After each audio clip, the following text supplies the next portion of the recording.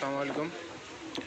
যারা এই ধরনের মডিউল লাগানোর চিন্তা করতেছেন, ভাবতেছেন যা লাগাবেন কীভাবে এটা, তো আমি কানেকশনটা দিয়ে দেবো যে এটা কীভাবে লাগাইতে হয়। আর এখানে কথা হচ্ছে, এটা লাগানোর পূর্বে কিছু নির্দেশনা আছে বা নিয়মগুলো ফলো করতে হবে, কিছু নিয়ম আছে। এটা কিন্তু আপনার মনে করেন ফিডব্যাক সার্কিট সহ ইনবিল্ড করা, যে দেখেন এখানে অপটাকলা সহ এখানে পাওয়ার ইনবিল্ড করা আছে। তো কথা হচ্ছে এই ধরনের এই মডিউলটা দিয়ে সাধারণত আপনার 5 থেকে 24 ভোল্ট পর্যন্ত এবং 24-এরও বেশি দেওয়া যায়, মানে 26-27 পর্যন্ত যায়। তো মেন কথা হচ্ছে, আপনি যদি এই ফিডব্যাক সহকারে লাগান, এইখানকার ফিডব্যাক না ব্যবহার করে যদি এইখানকার যদি ফিডব্যাকটা ব্যবহার করেন, তাহলে এইখানের ভিআরের কাজটা অবশ্যই আপনাকে জানতে হবে, ঠিক আছে? ভিআর দিয়ে আপনাকে ভোল্টেজটা অ্যাডজাস্ট করে নিতে হবে। তো সেহেতু আপনাকে প্রথমত যদি কোনো রানিং কোনো মাদারবোর্ডে মনে করেন আউটপুট সাইড সব কিছু ঠিক আছে, জাস্ট পাওয়ারটা খারাপ আছে, যেমন আমি এই বোর্ডটায় কাজ করব,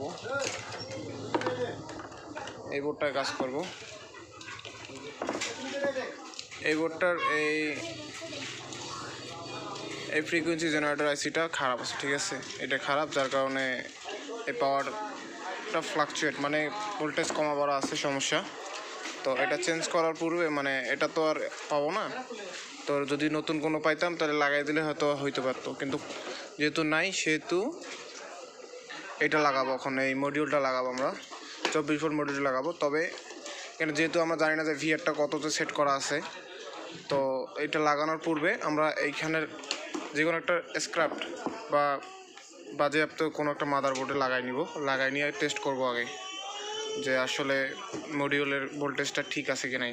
আমি এটা প্রথমে এটা লাগায়া চেক দিলাম যে আসলে ভোল্টেজটা 12 আছে কি না। তো আমাদের যেহেতু এখানে প্রাইমারি সাপ্লাই 12 ভোল্টেজ, এখানে 12 ভোল্টেজ প্রাইমারি সাপ্লাই, সেহেতু আমাদের আগে মেজার করতে হবে যে প্রাইমারি যে 12 ভোল্টেজ ওইটাই আগে দেখতে হবে আমাদের। এই 12 ভোল্টেজ সাপেক্ষে আমাদেরকে রেফারেন্স সহকারে এটা কাজ করতে হবে, এটাই হলো মেইন ব্যাপার। তবে প্রথমত এটা অন্য একটা মাদারবোর্ডে লাগাই অ্যাডজাস্ট করে নেবেন যে 12 ভোল্টেজ ঠিক আছে কি না নাই, তারপরে আপনি এইটাই লাগাবেন। আর যদি মনে করেন ভিআরটা যদি উল্টাপাল্টা থাকে বা সরাসরি লাগাই দেন, এখানে 24, 26, 30 ভোল্টেজ পর্যন্ত উঠে যায়, এটা যদি এখানে ওঠে তাহলে মাদারবোর্ডটা টোটালি ডেড হয়ে যাবে। একটা মাদারবোর্ডের দাম 2500 থেকে 3000 টাকা দাম, এর নাহলে টোটালি ডেড হয়ে যাবে। তো এইসব বিষয়ে লক্ষ্য করবেন, আমি দেখাচ্ছি। এটা আমি টোটালি যে এখানের প্রাইমারির যে সাপ্লাইটা, এটা আপনার মাদারবোর্ড অনেক সাপ্লাই 12 ভোল্টেজ, যেটা মেইন সাপ্লাইটা এটা সাপেক্ষে এরা লাগাইছি আপনার যে ফিডব্যাকটা, ঠিক আছে? আমি চেক দিয়ে দেখাই একটু। এই যে আমি লাইন দিলাম, তবে আমি যেহেতু অন্য মাদারবোর্ডে লাগাবো, আপাতত আমি ভোল্টেজটা একটু কম করে রাখছি, ঠিক আছে? এ দেখেন নেগেটিভ পজিটিভ, এই নেগেটিভ এবং পজিটিভ লাগাইলাম, এই দেখেন 11.7, ঠিক আছে? তো আপনারা যদি এই মডিউলটা লাগান, তাহলে অবশ্যই এই স্টেপটা ফলো করবেন, তারপর লাগাবেন, নয়তো তার যে কোনো একটা ক্ষতির সম্মুখীন হবেন, ঠিক আছে? আমরা এখন পরে মাদারবোর্ডটি দেখব। এখানে দেখুন এই মাদারবোর্ডটার মসফেটের ড্রেনে আমরা লাল তারটি দেবো এবং কালো তারটি আমরা নিউট্রাল লাগাই দেবো, ঠিক আছে? আর এখানে দেখেন আউটপুটে আমরা যে 12 ভোল্টের যে পজিটিভ এবং নেগেটিভটা, এটা আমরা ফিডব্যাক হিসাবে এটা দিয়ে দেবো এখানটায়। যেহেতু আমাদের মাদারবোর্ডের ফিডব্যাক সেকশনটি খারাপ ছিল, তাই আমরা পাওয়ার মডিউলটার ফিডব্যাক সেকশনটি ব্যবহার করব, ঠিক আছে?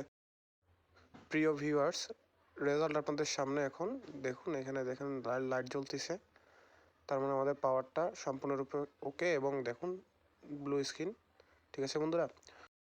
প্রিয় ভিউয়ার্স, আশা করি ভিডিওটি আপনাদের ভালো লেগেছে।